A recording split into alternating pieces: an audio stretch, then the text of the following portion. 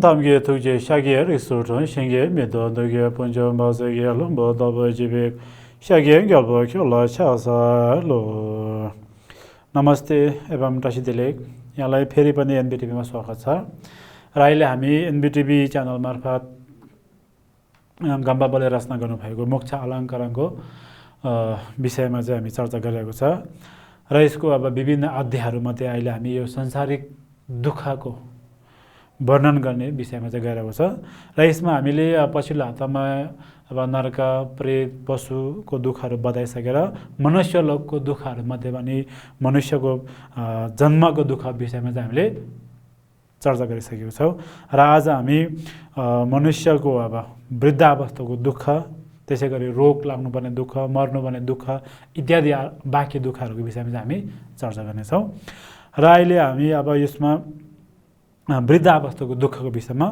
गइरहेको छौँ र मनुष्यलाई अब जन्मिएको दुःखको विषयमा बुझिसक्नु भएको छ र अब वृद्धको अवस्थाको दुःखको कुरा गरौँ अब त्यो अस्ति बताएको जो शिशु नानी छ आमाको गर्भबाट ऊ जन्मिसक्यो र शिशु जन्मेर हुर्किँदै गएपछि युवा अवस्थामा पुग्छ र उमेर ढल्किँदै वृद्ध अवस्थामा पुग्छ अब अस्तिको हप्ता बताएको जस्तो अब त्यो नानी जन्मियो र उसको दिन प्रतिदिन उसको उमेर बढ्दै बढ्दै हामी एक दिन युवा अवस्थामा पुग्छ र त्यसबाट पनि फेरि उमेर ढल्किँदै वृद्ध अवस्थामा पुग्छ बुढाबुढी हुन पर्छ र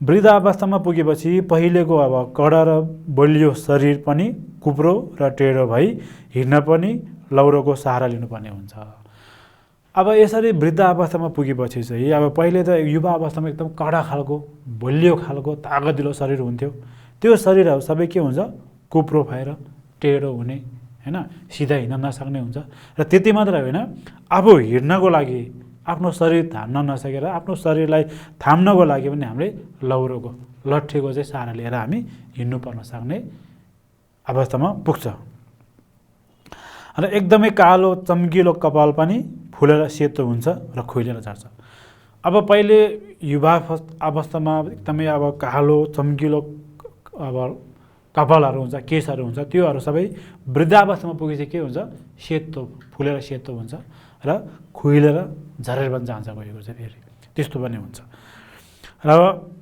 अब अहिले हामी युवा अवस्थामा पुग्दा हुँदा चाहिँ हामीले के गर्छ अब अझै कालोलाई कालै बनाउन खोज्छ यो चाहिँ के हो यो चाहिँ हामीले यो प्रकृतिलाई पनि हामीले बनाउन खोजेको हो कि यो प्रकृतिको नियमै के छ एक दिन सेतो भएर जाने हो स्वभावै रूपले तर हामीले के गर्छ त्यसलाई कालो बनाएको छ अब यदि हुन सक्ने हो भने त हामी त्यो वृद्ध अवस्थामा पुग्दा चाहिँ बरु सेतो बनाउन सक्नु पर्थ्यो नि तर त्यो चाहिँ हामी त्यतिखेर कोसिस गर्न सक्दैन अब त बुढो भयो भन्ने हुन्छ त्यसै गरी नरम छालाहरू रुखको बोक्रो झैँ बाक्लो र खस्रो हुन्छ अब अहिले युवा अवस्थामा अथवा बाल्य अवस्थामा शरीरको अब छालाहरू होइन सबै अब अनुहारहरू नरम खालको हुन्छ होइन सबैले छुन मन पर्ने खालको वृद्ध अवस्थामा पुगेपछि त्योहरू सबै के हुन्छ कडा भएर खस्रो भएर रुखको बोक्रो जस्तै हुन्छ अब रुखको बोक्रा कस्तो कडा हुन्छ त्यस्तै खालको कडा भएर जान्छ भनेको छ अनि बल ताकत शक्ति इन्द्रियहरू सबै कमजोर भएर बोल्न सुन्न समेत सकिँदैन अब युवा अवस्थामा जुन किसिमको बल ताकत थियो त्यो सबै के हुन्छ क्षय भएर नाश भएर जान्छ सबै शक्तिहरू कमजोर भएर जान्छ र अरूले अब बोलेको पनि सुन्न सकिँदैन आफूले पनि बोल्न सक्दैन त्यस्तो खालको दुःख चाहिँ हामीले वृद्ध अवस्थामा भोग्नुपर्ने हुन्छ र चम्किलो र तेजिलो मुहार पनि अब निस्तेज हुन्छ अब अहिले युवा अवस्थामा त अघि भनेको सबैले मन परेन सबैले हाई हाई गर्ने खालको अब उज्यालो अनुहार थियो तर वृद्ध अवस्थामा पुगेपछि त्यो सबै के हुन्छ हराउँदै मधुरो ओइलेर जान्छ ओइलेको फुल जस्तो भएर जान्छ र पहिले अरूले आदर सत्कार प्रशंसा आदि गरेको जति भए पनि वृद्ध अवस्थामा सबैले हेप्न थाल्छन् अब पहिले युवा अवस्थामा त अब हट्टाकट्टा छ शक्तिशाली छ सबैले अब सम्मान गर्छ सबैले अब बल ताकत कोही मान्छे खोज्छ इज्जत गर्छ मान्छ तर वृद्ध अवस्थामा पुगेपछि सबै नाश भएर जान्छ र सबैले के गर्छ हेप्न थाल्छ अघि अब युवा अवस्थामा सबैले अब गाउँघरमा जसले पनि उसलाई नबोलाइ नहुने भए पनि अहिले वृद्ध अवस्थामा भएपछि अब ऊ बुढा भयो उसले सक्दैन उसले छोडिदिए ऊ नआए नै हुन्छ भन्ने खालको हुन्छ। अनि सबैले हेप्छ। आफ्नै छोराछोरी नातानातिनीहरूले पनि अपमान गर्छ, गिच्याउने र धम्की दिन्छन्। अब अरू बाहिरको मान्छेले अपमान गर्नु, प्रशंसा नगर्नु त अब अलगै कुरा भयो। त्यति मात्र होइन, आफ्नै घरको आफ्नै छोरा बुहारी, आफ्नै छोराछोरीले, आफ्नै नातानातिनीले पनि हेप्न थाल्छन्, आफ्नै नातानातिनीले अब गिजाउन थाल्छन् होइन, धम्की दिन थाल्छन्। भने कस्तो भन्दा अब वृद्धावस्थामा बुढाबुढी भएपछि त अब जुरुक्क उठ्न सक्दैन, राम्रोसँग थचक्क बस्न सक्दैन, ऊ एकैचोटि लडी पराउँछ। उठ्दाखेरि पनि अब आइआइ भनेर उठ्नुपर्छ। त्यसै गरी उठ्दाखेरि चाहिँ देख्दाखेरि चाहिँ घरको नातानातिनीहरू के हुन्छ, सबै हाँस्न थाल्छन् खिसी गरेर है। अनि अब काम गर्न सक्दैन, काम गर्न नसकेपछि त अब आफ्नै छोरा बुहारी नै भए पनि धम्की दिन थाल्छन् होइन। तिम्रो तपाईँको कति छ र, अब हामीले जे जति सकिरहेको छ त्यो दिइरहेको छ, यति खानेर बस्नु बस, होइन पनि जहाँ जानु, जहाँ पुग्छ जानु भन्ने खालको धम्कीहरू पनि दिन थाल्छ। यस्तो खालको दुःख पनि बोक्नुपर्ने हुन्छ वृद्धावस्थामा। अनि जिब्रोको स्वाद हराएकोले गर्दा भएको खाना खान मन नलाग्ने, नभएको खाना खान मन लाग्ने हुन्छ। अब समस्या कहाँ परेको छ, उसको जिब्रोमै अब परेको छ, स्वादमा परेको छ। उसको वृद्धावस्थामा पुगेपछि जिब्रोको स्वाद हराइसकेको हुन्छ। त्यही भएर अब घरको अब बुहारीले पनि अब राम्रै गरेर राम्रै खानेकुरा खुवाए पनि उसलाई मिठो लाग्दैन। अनि भएको अब दिएको खानेकुरा उसलाई खाने इच्छा हुँदैन, अनि नभएको चाहिँ फेरि खानै मन गर्छ। अनि मलाई यस्तो ल्याइदेऊ, त्यस्तो ल्याइदेऊ भन्न थाल्छ। त्यसै कारणमा अनि झगडा हुन थाल्छ घरमा, अनि फेरि दुःख भोग्नुपर्ने हुन्छ। अनि जति लुगा कपडा लगाए पनि शरीर चिसोको चिसो नै हुन्छ। अब पहिले युवा अवस्थामा हो भने त उसको जिउमा बल ताकत थियो, त्यसले गर्दा अब कम्ती लुगा लगायो भने उसले अब आफ्नो ताकतले गर्दा तातो हुन सक्थ्यो। जब बुढाबुढी हुँदै गएपछि बल ताकत सबै घरै जान्छ, र जति लुगा लगाए पनि, जति नै अब कपडा लगाए पनि उसलाई के हुन्छ, चिसोको चिसो महसुस हुन्छ, जिउ तातेकै महसुस हुन सक्दैन। अनि सबै थरीको रोगले आक्रमण गर्न थाल्छन्। अब जब हामी बलियो, हाम्रो बल ताकत घरै जान्छ, अनि त्यतिखेर चाहिँ अनि सबै किसिमको रोगले आक्रमण गर्न थाल्छ। हामी बिमार हुने पनि हाम्रो ताकतमा भर पर्छ नि, ताकत छैन भने अनि बिमार हुन थाल्छ। मान्छे अब अहिले गरिब भएपछि सबैले हेप्दै थाल्छन्, त्यस्तै खालको जिउ पनि कमजोर भएपछि रोगले पनि अनि आक्रमण गर्न थाल्छ त्यहाँदेखि चाहिँ। अनि सबैले कराउन थाल्छन्, सबैजना आफूदेखि टाढा रहन खोज्छन्। त्यहाँदेखि अब जतिलाई चिसो लागे, लुगा लगायो भने, जति लुगा लाग्यो भने उसलाई चिसो भइरहेको हुन्छ, मलाई कति चिसो भए पनि हुन्छ। अब अरू बल ताकत भएको मान्छे त्यो कुरा उसलाई थाहा छैन नि, उसलाई त्यो वृद्ध अवस्थामा चाहिँ चिसो भइरहेको छ भनेर। अनि उसले भन्छ अब यत्रो लुगा लगाइरहेको छ, के को चिसो भयो भन्न थाल्छन्। अनि यसरी कराउन थाल्छन् सबैले। अनि सबैजना अब घरको सबै परिवारदेखि लिएर समाजको सबै मान्छे नै आफूदेखि अलिक टाढा अलगै हुन खोज्छन्, अनि विरक्त भएर बाँच्नुपर्ने हुन्छ। अब यसरी अब पहिले युवा अवस्थामा त सबै मान्छे आफ्नो वरिपरि हुने, सबैले आफूलाई बोलाउने, यस्तो भइरहेको मान्छे वृद्धावस्थामा पुगेपछि त अब सबै टाढा टाढा भएर, त्यति मात्र नभएर अन्तमा आफ्नै घरको मान्छे पनि टाढा टाढा हुन थालेपछि के हुन्छ, एक किसिमको मनमा विरक्त भएर आउँछ। अनि दुःख मानेर चाहिँ अनि झोक्रेर बस्नुपर्ने हुन्छ। अनि स्मरण शक्ति कमजोर भएको कारणले गर्दा एकहोरो बोलिरहने हुन्छ र भ्रमित भई जथाभावी बोलिरहन्छ।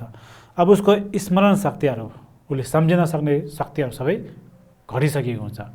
पहिले ताकत भएको बेलामा जस्तो उसले सबै कुरा सम्झना गर्न सकिँदैन।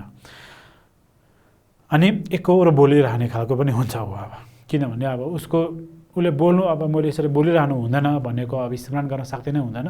त्यही भएर ऊ एकहोरो के कुरा बोलिरहने खालको हुन्छ, र विभिन्न अब भ्रम भएर चाहिँ उसले जथाभावी बोलिरहन्छ। अब भन्न हुने नहुने सबै बोलिरहने खालको हुन्छ। अनि आवाज पनि लटपटिन्छ र अन्तमा सास फेर्न गाह्रो भएर मृत्यु अवस्थामा आइपुग्छ। अब त्यसरी अब हुँदै हुँदै हुँदै हुँदै गएपछि के हुन्छ, अन्तमा उसको जिब्रो समेत लटपटिन्छ, आवाज चाहिँ लटपटिन्छ र सास फेर्न पनि गाह्रो हुन्छ र मृत्युको अवस्थामा पुग्छ भनेको छ। तसर्थ सूत्रमा यसरी बताउनु भएको छ। त्यही कारणले गर्दा चाहिँ अब सूत्रमा बताउनु भएको छ बुद्धले, जरा अथवा वृद्धले रूपलाई कुरूप बनाइदिन्छ। अब जब हामी वृद्ध अवस्थामा पुग्छ, बुढी अवस्थामा पुग्छ, त्यतिखेर चाहिँ हाम्रो राम्रो खालको रूपलाई पनि कुरूप बनाइदिन्छ भनेको छ, नराम्रो खालको रूप बनाइदिन्छ। अनि वृद्धले स्वास्थ्य बलको हरण गरिदिन्छ। अब पहिले अब युवा अवस्थामा त हामी एकदम स्वास्थ्य बलियो थियो। जब हामी वृद्ध अवस्थामा पुग्छ अनि के हुन्छ, हाम्रो बलहरू सबै हरेर लान्छ, हरण गरेर लान्छ, खोसेर लान्छ। अनि वृद्धले सुखको हरण गरेर दुःख ल्याइदिन्छ। अब पहिले अब युवा अवस्थामा त आफूले जे पनि गर्न सक्ने, सबैले पनि सहयोग गर्थ्यो, सुखमा अलिकति सुख महसुस भइरहेको थियो।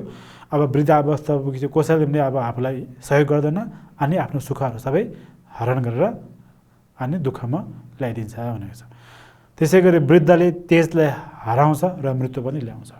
अब त्यति मात्र नभएर आफ्नो यो शरीरको तेज बल ताकत शक्ति सबैले हरण गरेर चाहिँ अनि मृत्युलाई चाहिँ फेरि ल्याइदिन्छ भनेको छ वृद्ध अवस्था हो। यस्तो खालको चाहिँ वृद्ध अवस्थाको दुःख चाहिँ हामी मनुष्य लोकमा जन्मेको मानिस अथवा प्राणीहरू चाहिँ भोग्नुपर्छ।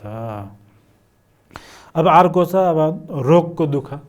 मानिसले अर्को एक किसिमको दुःख छ फेरि रोगको दुःख, रोग लाग्नु पर्ने दुःख। अब अहिले त झन् संसारमा विभिन्न किसिमको रोग लाग्यो। अहिले त अब 2 वर्ष अगाडिदेखि संसारै अब तर्साउने महामारी कोभिड लागिरहेको छ। यो त एउटा सामान्य रोग हो। तर जति अब कोरोनाले मान्छे मरेर मात्र कोरोनाको रोग भोग्नुपर्ने मात्र होइन, सामान्य रूपमा भन्दाखेरि चाहिँ यो संसारमा जन्मिसकेपछि मान्छेलाई रोग लाग्छ। हो रोगको देखि चाहिँ भाग्न चाहिँ सक्दैन। त्यही भएर कस्तो खालको दुःख हुन्छ रोग लागेपछि भनेपछि हाम्रो शरीरको पञ्चतत्त्वहरू घटबड हुन्छ र विभिन्न किसिमको रोगहरूले आक्रमण गर्छ। अब हाम्रो यो शरीर चाहिँ पञ्चतत्त्वहरूले मिलेर बनेको हो। माटो तत्त्व अनि जल तत्त्व, अग्नि तत्त्व अनि वायु तत्त्व अनि आकाश तत्त्व गरी पञ्चतत्त्व अथवा पञ्चधातुहरू मिलेर चाहिँ हाम्रो यो शरीर बनेको हुन्छ। अनि जब हाम्रो यो पञ्चधातुहरू घटबड हुन्छ, तलमाथि हुन्छ, त्यतिखेर चाहिँ हामीलाई विभिन्न किसिमको रोगहरूले अनि आक्रमण गर्न थाल्छ। अनि रोग लागेपछि जतिसुकै शक्तिशाली बलवान व्यक्ति भए पनि शिथिल हुन्छ अनि हिँडडुल गर्न नसक्ने र बोल्न नसक्ने अवस्थामा पुग्छन्। अब एक किसिमको अब रोग लागिसकेपछि चाहिँ हामीलाई के हुन्छ भने जस्तोसुकै बलियो होस्, बलवान होस्, त्यो व्यक्ति पनि रोग लागेपछि ऊ पनि के हुन्छ, शिथिल भएर चाहिँ हिँड्न डुल्न समेत अथवा बोल्न र खान समेत नसक्ने अवस्थामा पुग्नुपर्ने हुन्छ। त्यो तपाईँ हामीले देखिरहेको कुरा हो। बलियो ताकतिलो अब यो संसारलाई जित्न सक्ने बहादुर व्यक्ति नै किन नहोस्, उसलाई पनि रोग लागेपछि ऊ पनि ओछ्यानमा लड्नै पर्ने हुन्छ, रोगसँग लड्न सक्दैन कसैले पनि। अनि उपचारको क्रममा विभिन्न अब दुःख पीडा भोग्नुपर्छ। अब रोग लागेपछि त अब मर्छ भन्ने डर हुन्छ। अब मर्छ भन्ने डर भएपछि फेरि उपचार गर्नु पर्यो। अब उपचार गर्नु परेपछि के हुन्छ भने विभिन्न किसिमको दुःख भोग्नुपर्ने हुन्छ। अनि जस्तै अब तितो औषधि खानुपर्ने होइन, तिखो सुईको घोचाएको चोट खाप्नुपर्ने, आफूलाई मन नपर्ने खानेकुरा आफूले मन परेको खानेकुरा बार्नुपर्ने, मन नपरेको खानेकुरा चाहिँ खानुपर्ने, आफूले विभिन्न किसिमको दुःख भोगेर कमाएको धन सम्पत्ति सकिन्छ भन्ने डर इत्यादि हुन्छ। अब उपचार गर्ने क्रममा के हुन्छ भन्दाखेरि चाहिँ अब एकदमै अब तितोहरू, अब औषधिहरू, विभिन्न किसिमको अब औषधिहरू खानुपर्ने हुन्छ है, त्यसमै दुःख लाग्छ। त्यसमध्ये अब कहिले भने अब अहिले आफ्नो जिउमा अलिकति चोट लाग्दा पनि अब अथवा कराउने व्यक्ति भए पनि अब तिखो अब सुईहरू घोच्नुपर्ने होइन। कोहीले त झन् आफ्नो खुसीले लो अब बिमार भएपछि हामीले यतिसम्म दुःख हुन्छ कि अब अहिले सानो चोट लाग्दा पनि दुख्ने अब भए पनि त्यतिखेर के हुन्छ, झन् पैसा दिएर डक्टरलाई पैसा दिएर लो मेरो अपरेसन गर्नु पर्यो, मेरो पेट काटेर मेरो रोग निकालिदिनु पर्यो भनेर भन्नुपर्ने समय हुन्छ कि हामी त्यस्तो खालको दुःखहरू भोग्नुपर्ने हुन्छ। त्यही बेला एक किसिमको दुःख हुन्छ हामीलाई। अनि आफूले जुन खानेकुरा मन परेको हुन्छ त्यो खानेकुरा चाहिँ नखा है भनेको हुन्छ डक्टरले। अब त्यसमा पनि एक किसिमको दुःख आयो, आफूले चाहेको खाना पाएन। फेरि आफूले मन नपरेको कुरो चाहिँ फेरि यो चिज चाहिँ तिमीले खानुपर्छ भनेर डक्टरले लेखिदिएको हुन्छ, हामीले त्यही अनुसार खानु पऱ्यो, त्यसमा पनि दुःखै हुन्छ। अब त्यति मात्र होइन, सबभन्दा झन् दुःख कहाँ हुन्छ भने आफूले पहिले अब अब के भन्छ ताकत भएको बेलामा होइन अथवा बिमार नभएको बेलामा विभिन्न किसिमको दुःखहरू सहेर दुःखहरू गरेर होइन, विभिन्न किसिमको नराम्रै काम समेत पनि गरेर कमाएर चाहिँ थुपारेको धन सम्पत्तिहरू सबै उपचारको लागि खर्च गर्नुपर्दा चाहिँ त्यो सम्पत्तिहरू सबै सकिन्छ होला, अब के गर्ने भनेर झन् दुःख हुन्छ। अनि लामो समयसम्म ओछ्यान परि मृत्यु पो भइहाल्छ कि भन्ने डर पनि हुन्छ। अब त्यो अब गर्ने बेलामा त अब कोही त अब महिनौँ वर्षसम्म अब ओछ्यानमा पर्नुपर्ने हुन्छ।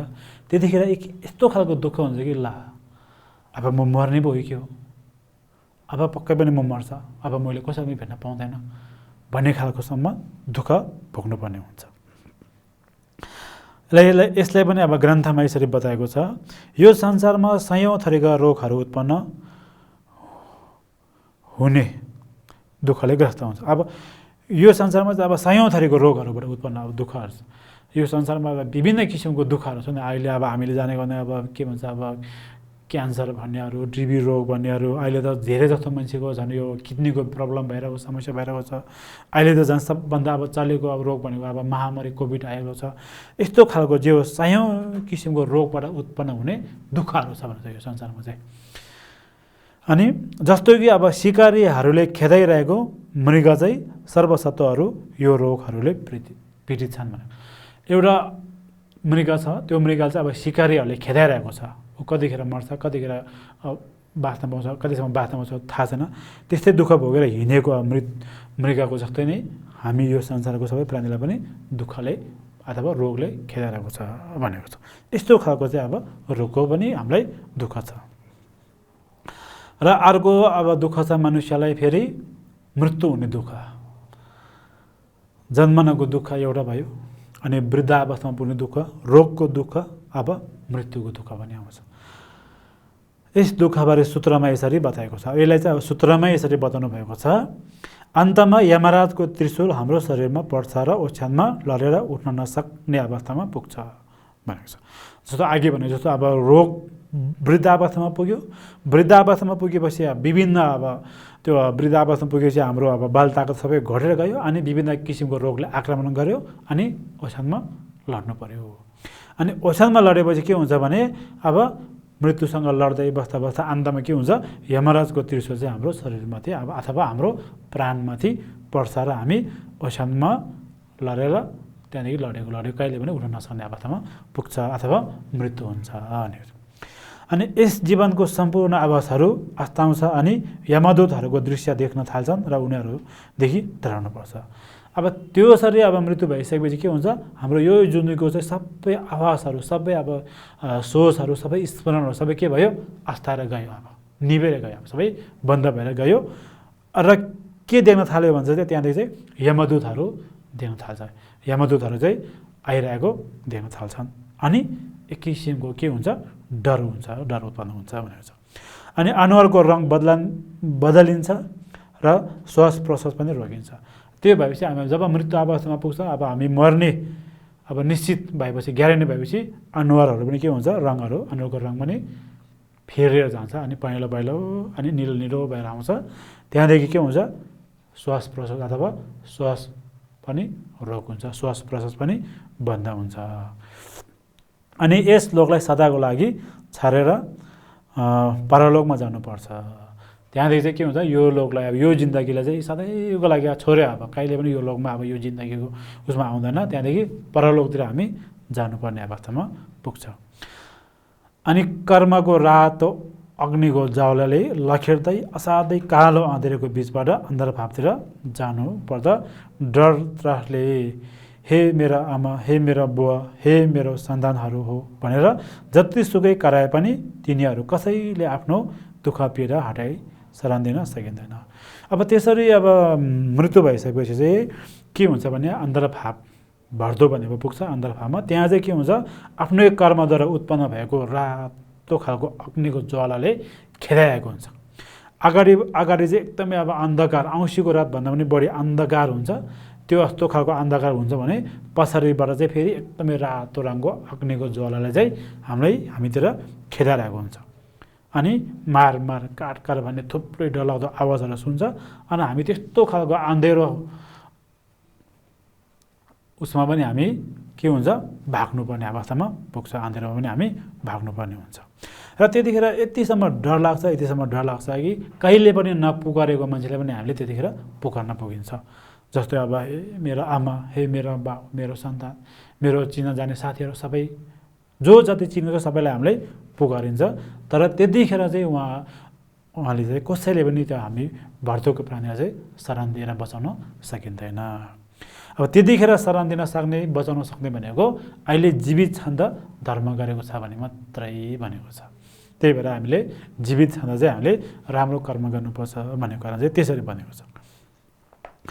अनि सबै दुःखहरू आफैले भोग्नुपर्ने हुन्छ। अब यसरी मृत्यु भएर गएपछि अथवा यो जिन्दगीकै कुरा किन नहोस्, जति पनि दुःखहरू छ ती सबै दुःखहरू चाहिँ फेरि आफैले भोग्नुपर्ने हुन्छ। मृत्यु भएको बेलामा पनि अब वरिपरि जति नै मान्छेहरू आएर बसेको भए पनि कसैले रोक्न सक्दैनन् है। जतिसुकै बलियो मान्छेहरू आएर बस्यो भने हाम्रो मृत्युलाई आएपछि उसले तानेर बजाएर राख्न सक्दैन। भर्तको दुःखहरू पनि त्यस्तै हो, कसैले नै भोग्न सकिँदैन भनेको छ। अनि त्यस बखत पुण्यको फलले बाहेक अरू कुनै पनि चिजले हामीलाई शरण दिन सक्दैन। अघि भने जस्तै त्यस्तो खालको दुःख भोगिरहेको बेलामा चाहिँ आफूले जीवित छँदा गरेको पुण्य छ भने त्यो पुण्यको बलले बाहेक चाहिँ अर्को कुनै पनि चिज वस्तुहरूले चाहिँ हामीलाई शरण दिन सकिँदैन भनेको छ। त्यसैले अहिले आफूमा पुण्य कमाउने बल ताकत र समय हुँदै सद्धर्मको साधना गरेर पुण्य सञ्चय गर्नु नै सर्वोत्तम हुनेछ। त्यही कारणले गर्दा चाहिँ दुःख परेको बेलामा बचाउन सक्ने शरण दिन सक्ने चाहिँ धर्म अथवा पुण्यको काम राम्रो काम मात्रै भएको कारणले गर्दा चाहिँ अहिले हामीमा बल ताकत भएको बेलामा जे पनि गर्न सक्ने अब शक्ति भएको बेलामा अथवा समय पाएको बेलामा चाहिँ हामीले सद्धर्म अथवा राम्रो काम राम्रो कर्मको काम पुण्यको कामहरू गरेर चाहिँ सद्धर्मको साधना गर्नुपर्छ अनि पुण्य सञ्चय गर्नुपर्छ। यो नै सबभन्दा सर्वोत्तम हो भने चाहिँ भनेको छ। यसरी मनुष्यको दुःखहरू थुप्रै बताएको छ र आज चाहिँ हामी यतिमै राख्छौँ। धन्यवाद।